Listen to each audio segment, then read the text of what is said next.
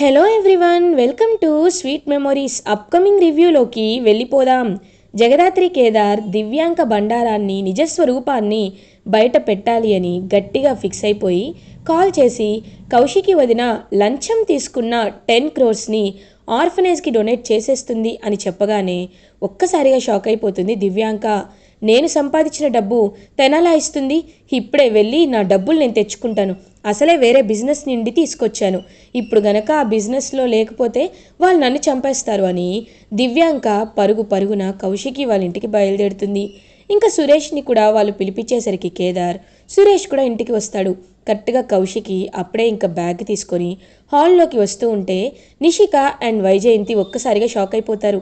ఇదేంటి, ఈ బ్యాగ్ని కొట్టేయాలని మనం అనుకుంటుంటే ఈ బ్యాగ్ తీసుకొని వదిన లోపలికి వస్తుంది, బయటకు వస్తున్నారు, ఏంటో ఈ ట్విస్ట్ అని అలా చూస్తూ ఉంటారు. అప్పుడే ఇంకా బ్యాగ్ని హాల్లో పెట్టి రమేష్ గారికి సంబంధించిన డబ్బుని నేను డొనేట్ చేసేయడమే మంచిది అని ఫిక్స్ అవుతారు. అప్పుడే అనాథ శరణాలయం నుండి వార్డెన్ రావడంతో ఇంకా మేనేజర్కి అయితే ఆ డబ్బుల్ని చూపిస్తూ ఉంటారు. కౌశికి జగదాత్రి కేదార్ ఇద్దరు హ్యాపీగా వాళ్ళ ప్లాన్ సక్సెస్ అవుతున్నందుకు నవ్వుకుంటారు. ఇంకా వెంటనే అలా చూడండి, ఈ 10 కోట్లని నేను అనాథ శరణాలయానికి ఇస్తున్నాను, మీరు హ్యాపీగా ఈ డబ్బులతో పేద పిల్లలకి అనాథ పిల్లలకి సహాయం చేయండి అని ఇంకలా బ్యాగ్ ఇస్తూ ఉంటే ఆగండి అని సౌండ్ వినపడుతుంది. ఒక్కసారిగా అందరూ చూసేసరికి అక్కడ దివ్యాంక ఉంటుంది. కౌశికి, జగదాత్రి, కేదార్ అందరూ బాగా తిక్క కుదిరింది అన్నట్లు చూస్తూ ఉంటారు. ఎవరి డబ్బులు ఎవరికి దానం ఇస్తున్నావు కౌశికి అని అడుగుతారు. ఎవరి డబ్బులేంటి, ఇవి నేను ఆయన దగ్గర నుండి రమేష్ గారి దగ్గర నుండి తీసుకున్న డబ్బులు కదా, అలాంటప్పుడు నేను కాకపోతే ఇంకెవరిస్తారు అని అంటారు. అబద్ధం, పచ్చి అబద్ధం. ఇది నువ్వు ఆ రమేష్ దగ్గర తీసుకున్నావా? కాదు, ఈ డబ్బులు నావి, ఇదిగో నేనే నిషికాకి చెప్పి నిషికాతో ఈ బ్యాగ్ని నీ రూమ్లో పెట్టించాను. ఎందుకంటే ఒకవేళ నువ్వు సురేష్ విడిపోతే నేను హ్యాపీగా ఉంటాను కాబట్టి నిన్ను సురేష్ని విడదీయడానికే, నిన్ను సురేష్ అపార్థం చేసుకోవడానికే నిషికాకి ఈ బ్యాగ్ ఇచ్చి నీ రూమ్లో పెట్టించమని చెప్పాను. ఇది నిజం అని అంటుంది దివ్యాంక. ఒక్కసారిగా ఇంకలా నిషిక వైపు కోపంగా చూస్తూ ఉంటుంది కౌశికి. నిషిక ఇదేంటి ఇలా ఇరికిచ్చేసింది నన్నని ఇంకా ఇరిటేటింగ్గా చాలా టెన్షన్ పడుతూ ఉంటుంది. అలాంటిది నా డబ్బుల్ని నేను సంపాదించిన డబ్బుల్ని నువ్వు డొనేట్ చేస్తావా అనేలోపు అప్పుడే డోర్ దగ్గర ఉన్న సురేష్ ఇదంతా వినేస్తారు. విని పరుగున వచ్చి దివ్యాంక చెంప పగలగొడతాడు. ఒక్కసారిగా ఇంకా తిక్క కుదిరింది అనుకుంటారు జగదాత్రి అండ్ కేదార్. కానీ కౌశికి మాత్రం అలా చూస్తూ ఉంటుంది.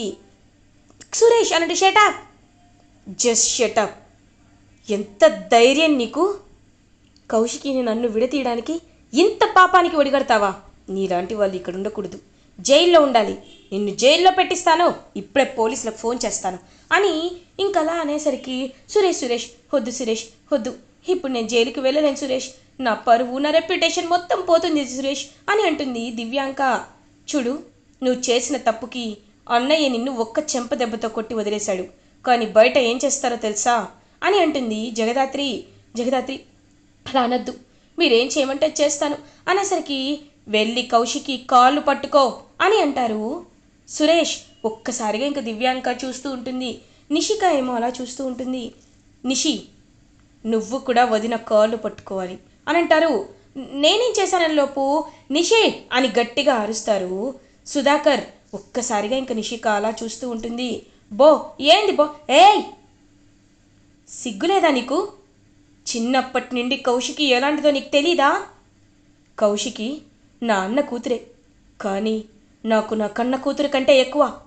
తను చిన్నప్పటి నుండి వాళ్ళ అమ్మ నాన్న చనిపోయిన తర్వాత ఈ ఇంటి కోసం ఎంత పాకులాడింది, మన బిజినెస్ డెవలప్ చేయడానికి ఎంత పాటలు పడింది. ఒంటి చేత్తో చిన్న వయసు నుండే తన వీపుపై భుజాలపై ఇంత బరువుని మోస్తూ ఒకవైపు బిజినెస్ని చూసుకుంటూ మన ఫ్యామిలీని చూసుకుంటూ ఎంత కష్టపడింది. కౌశికి తలుచుకుంటే ఈ ఆస్తంతా నాదే అని చెప్పి మనల్ని ఎప్పుడో బయటికి పంపించేయచ్చు, కానీ నా బాబాయ్ కుటుంబం బాగుండాలి, నా వాళ్ళందరూ బాగుండాలని అందరినీ కలుపుకుంటూ పోయి తన ఆస్తినే మన ఆస్తిగా అందరం మన వాళ్ళగా చూసుకుంటుంది. నీ కొడుకు యువరాజ్కి ఒక్క లోటైనా చేపించిందా? వాడు తప్పుడు దారిలో వెళ్తుంటే కూడా గట్టిగా మాట చెప్పింది కానీ ఇంట్లోని బయటికి గెంటేసిందా? అలాంటి అలాంటి కౌశికిని ఇంతలా అవమానించడానికి, కౌశికి జీవితాన్ని నాశనం చేయడానికి నీ కోడలు ప్రయత్నిస్తుంటే నువ్వు తనకి వంత పాడతావా? నువ్వు తనకి తానా అంటే తందానా అంటావా? మనిషివా రాక్షసివా అని అడుగుతారు సుధాకర్. అది కాదు, ఇంకొక్క మాట నీ నోట్లోండి వస్తే నేను ఏం చేస్తానో నాకే తెలీదు. చూడు నిషిక, నువ్వు ఈ ఇంటి కోడలిగా అనర్హురాలివని నేను ఎప్పుడో చెప్తా. కానీ ఈ ఇంటి పరువు పోకూడదని నేను సైలెంట్గా ఉన్నాను. నువ్వు చేసిన పాపానికి ప్రాయశ్చిత్తం నా కూతురు కౌశికి కాలు పట్టుకోవడమే. అప్పుడే నువ్వు ఈ ఇంట్లో ఉంటావు. లేకపోతే నీకు ఈ ఇంటికి పర్మనెంట్గా బంధాలు తెగిపోతాయి అని గట్టిగా చెప్తారు సుధాకర్. ఇంకా వెంటనే నిషికాని చూస్తూ ఉంటుంది వైజయంతి. అమ్మి వెళ్ళి కాలు పట్టుకో అమ్మి, లేకపోతే ఈ ఇంటిలో నువ్వు ఎప్పటికీ ఉండలేవు, వెళ్ళమ్మి అని అంటుంది వైజయంతి. ఇంకా అలా వెళ్తుందనమాట నిషిక దివ్యాంక ఇద్దరు కౌశికి కాళ్ళు పట్టుకుంటారు. ఇంకా అలా యువరాజ్ చూస్తూ ఉంటాడనమాట. దివ్యాంకని వెంటనే, చూడు, ఇంకొక్కసారి నా జోలికి వస్తే నిన్ను డైరెక్ట్గా పైకే పంపిస్తాను, వెళ్ళో అని అంటుంది కౌశికి. ఇంకా అలా వెళ్ళిపోయేసరికి సురేష్ కౌశికి దగ్గరికి వస్తారు. కౌశికి, ఐఎమ్ సారీ కౌశికి అని అంటారు. సురేష్, నీకు ఒక విషయం చెప్పనా? నువ్వు నన్ను అపార్థం చేసుకోవడం అంటే అది మన మధ్య ఎప్పటి నుండో ఉంది, కానీ ఆ దివ్యాంక చెప్పిందని నేను లంచం తీసుకున్నానన్నావు చూడు, అది అది నాకు నచ్చలేదు. నేను ఎలాంటిదన్నో తెలిసి కూడా, నా నిజాయితీ ఎలాంటిదో తెలిసి కూడా నువ్వు ఆ దివ్యాంక మాటలు విన్నావు అంటేనే నీ మనసు మారిపోయింది, నీ మనసు కలుషితమైపోయింది. కాబట్టి కలుషితమైపోయిన మనసుతో నేను కూడా ఉండలేను. నేను విసిగిపోయాను సురేష్ అని చెప్పి తన రూమ్లోకి వెళ్ళిపోతుంది కౌశికి. ఇంక పాపం జగదాత్రి కేదార్, అన్నయ్య ఇప్పుడు వదిన బాధలో ఉంది కాబట్టి మీరు తన్ని ఎక్కువగా డిస్టర్బ్ చేయకండి అని అంటారు. లేదమ్మా, కౌశికి అలిగినప్పుడు ఏం చేయాలో నాకు తెలుసు అని ఇంక సురేష్ అలా అక్కడి నుండి అయితే వెళ్ళిపోతారు. ఇది ఇలా ఉండగా ఈవినింగ్ అవుతుంది. ఇంక కౌశికి ఫోన్ కాల్ వస్తుంది. హలో మేడం, మీరు అర్జెంటుగా ఆఫీస్కి రావాలి అనేలోపు సరే అని చెప్పి ఇంక అలా బయటికి వచ్చేలోపు ఇంటి బయటంతా ఇంకా మంచి పువ్వులతో డెకరేట్ చేసి ఉంటుంది. ఒక్కసారిగా కౌశికి షాక్ అయిపోతారు. జగదాత్రి, కేదార్ అందరూ అలా ఇంక చూస్తూ ఉంటారు. అప్పుడే ఐఎమ్ సారీ అని బెలూన్ పట్టుకొని సురేష్ అక్కడ నించొని ఉంటారు.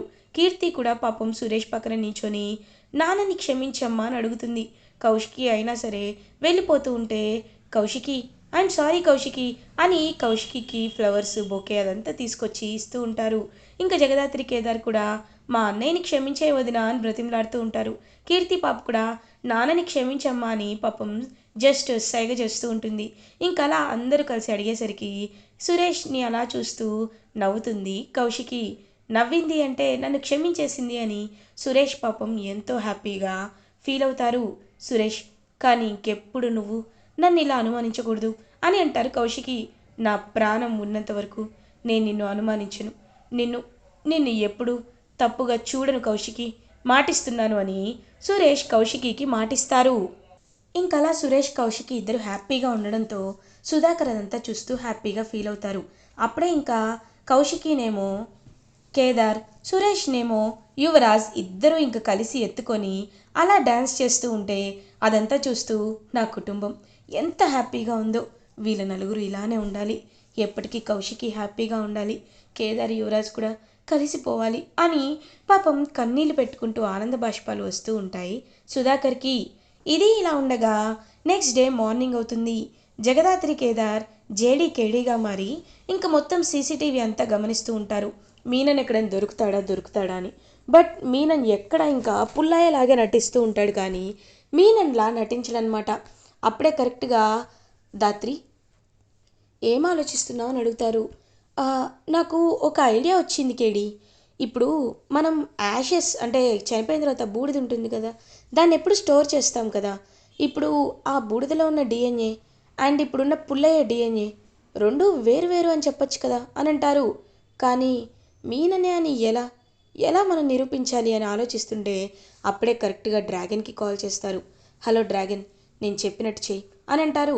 ఇంక వెంటనే డ్రాగన్ చేస్తాను మేడం అని, పుల్లయ్య ఏంటి ఏం బోర్ కొడుతుంది, అయినా నువ్వేంటి ఇంత పెద్ద గెడ్డం వేసుకున్నావు, రా నేను నీకు షేవ్ చేస్తాను అంటుంది. ఏంటి షేవింగా, నాకేమి వద్దని అంటాడు. రావయ్య పర్లేదు అని చెప్పి ఇంకలా విగ్గు పెట్టుకున్న గెడ్డం మొత్తాన్ని పీకి పడేస్తుందనమాట డ్రాగన్ రోహిణి. ఇంకా విగ్గు మొత్తం ఊడిపోతుంది. అది ఇప్పుడు విగ్గు ఊడింది, తర్వాత ఏమో వేరేది ఉడుతుంది, ఇంకా తర్వాత తలపాగా ఉడుతుంది, మీరనని తెలుసుకోవచ్చు అని. అలా ఇంకా ఎంతో హ్యాపీగా వెయిట్ చేస్తూ ఉంటారు జేడి అండ్ కేడి. అప్పుడే ఇంకా డ్రాగన్, ఇప్పుడు ఎలాగో ఈ నగలు ఇవన్నీ ఉన్నాయి కదా, ఇదిగో ఈ కబోర్డ్ ఓపెన్ చేస్తాను, కనీసం బట్టలైనా తీసుకెళ్తాను, ఏం చేస్తాను అని కబోర్డ్ ఓపెన్ చేసేసరికి అందులో కొన్ని వస్తువులు ఉంటాయి. అందులో మీనన్ బాయ్ తమ్ముడి ఫోటో, వాడికి సంబంధించిన వాచ్ అవన్నీ ఉంటాయన్నమాట. ఈ వాచ్ ఏదో బాగుందే అని తీసుకువెళ్తుంటే మీనన్ అలా చూస్తూ ఉంటాడు. ఎక్కడికి తీసుకెళ్తున్నావు అని అడుగుతారు. నీకెందుకు, అయినా ఇది వాచే కదా అనలోపు, ఏయ్ ఇది వాచ్ కాదు, నా జ్ఞాపకం, ఇది ఇది నా తమ్ముడిది, నా తమ్ముడిది కాబట్టి నాకు ఇచ్చేయి అని అంటారు. నీ తమ్ముడిదైతే నాకేంటి, ఇది నా చేతికి వచ్చింది కాబట్టి ఇది నాదే నాదే అననేలోపు ఒక్కసారిగా ఇంకా గంతిస్తాడు మీనన్. ఒక్కసారి చెప్తే నీకు అర్థం కాదా, నా తమ్ముడు, నా తమ్ముడికి సంబంధించింది ఏది ముట్టుకున్నా నేను ఊరుకోను, ఇవ్వు, మర్యాదగా ఇవ్వో అని ఇంకా వాచ్ లాక్కొని, హే తమ్ముడు నీకేం కాలేదు కదా అని ఇంకలా ఆ వాచ్ని బీరువాలో పెట్టి వెనక్కి తిరిగి చూసేసరికి ఒక్కసారిగా అలా ఇంకా జేడి కేడి కనబడతారు. ఒప్పేసుకున్నావు మీనన్, ఒప్పేసుకున్నావు, పెద్ద పెద్ద డాన్లకు కూడా సెంటిమెంట్ ఉంటుంది అని క్లియర్గా తెలిసిపోతుంది. అయినా ఎంత పెద్ద డాన్ అయినా నీ తమ్ముడి విషయంలో బయటపడిపోయావు చూడు, నిన్ను చూస్తుంటే జాలేస్తుంది. సర్లే, అయినా ఇదంతా నాకెందుకు, నువ్విప్పుడు అరెస్ట్ అవుతున్నావు, రా అని ఇంకలా మీనన్ని తీసుకొని వెళ్తారనమాట జేడి అండ్ కేడి. అలా ఇంకా జేడి కేడి మీనన్ని అరెస్ట్ చేసి తీసుకువెళ్తూ ఉంటే డ్రాగన్, అమ్మయ్య నా పని అయిపోయింది, ఇంక నేను ప్రశాంతంగా ఉండొచ్చు అని అనుకునేలోపు, ఇప్పుడు నేను ఇవన్నీ దొంగతనం చేసేయాలా అని ఇంకక్కడున్న మొత్తం సైరన్ అంతా తీసేస్తారనమాట. తీసేసి నగలు డబ్బులు మొత్తం తీసుకొని ఇంకా డ్రాగన్ అయితే వెళ్ళిపోతుంది. జేడి తను వెళ్ళిపోతుంది జేడి అని అంటాడు కేడి. వెళ్ళిపోని కేడి, మీనన్ లాంటి పెద్ద పెద్ద డాన్ల దగ్గర ఇలాంటి వాళ్ళే ఉండాలి, పోనీలే మనమంతలు మనం ఇస్తే తను తీసుకోదు కదా, అలా దొంగతనం చేసినా తను హ్యాపీగా ఉంటుంది, వెళ్ళని, ఎలాగో ఒక రోజులైనా దొరికిపోతుంది కదా, మళ్ళీ జైలుకే వస్తుందిలే అని ఇంకలా నవ్వుకుంటూ మీనన్ని తీసుకువెళ్ళి అరెస్ట్ చేస్తారు జేడి అండ్ కేడి. ఇది ఇలా ఉండగా దివ్యాంక కోపం రగిలిపోతూ ఉంటే నిషిక ఏమో అలా ఇంకా కోపంగా ఉంటుంది.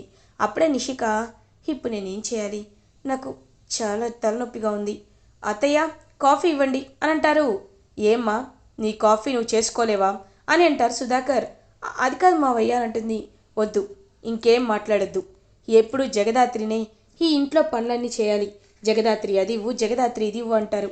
జగదాత్రి ఏమీ ఇంటి పని మనిషి కాదమ్మా, జగదాత్రి కూడా ఈ ఇంటికి కోడలే, కాబట్టి జగదాత్రికి ఇంక నువ్వు ఏ పని చెప్పాల్సిన అవసరం లేదు, కాబట్టే నేను చెప్తున్నాను విను, ఇప్పటి నుండి ఇంటి పనులన్నీ నువ్వే చెయ్యాలి అని గట్టిగా చెప్తారు సుధాకర్.